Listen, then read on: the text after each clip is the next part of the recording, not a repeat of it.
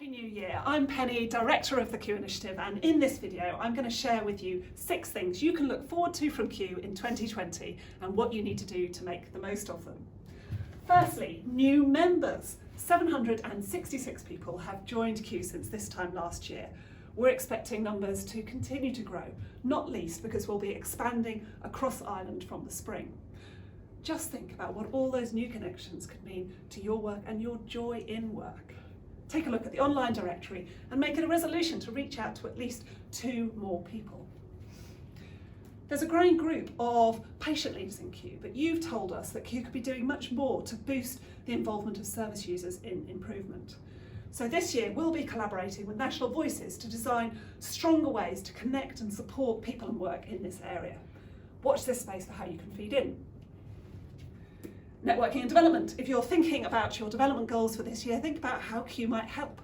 Whether that's the resources, Q visits and events we organise centrally, or the webinars and meetups that are happening every week, organised by members locally and through groups. It's all on the website. Commit to at least a couple of things you'll do this year. There'll be more collaborative change happening through Q in 2020 than ever before. Before Christmas, we were celebrating the 20 Q Exchange projects that you voted for. Those projects are kicking off, and this is where the fun really starts. Remind yourself of the winning projects now they're getting going, and think about which you might want to follow or get involved with throughout the year. We'll be announcing the plans for this year's Q Exchange soon. Q Labs, a second Q Lab in Wales, Q Lab Cymru, will be going live in the spring. It's in partnership with Improvement Cymru, so get in touch if you want to get involved. The London-based Q Lab will continue testing different ways of supporting people to tackle complex challenges. Which leads me to my final one, impact.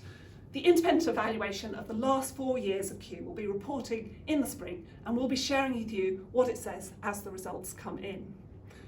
We already know that Q offers real benefits to individual members, but we're expecting the final report to contain lots of learning about how to do this better over the years ahead.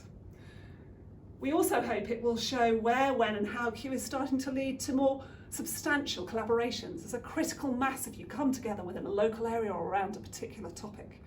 As we start a new decade, think about the way that Q could help what you're passionate about have a bigger impact. And then tell us about it so you can play your part in inspiring change beyond what our siloed world currently allows.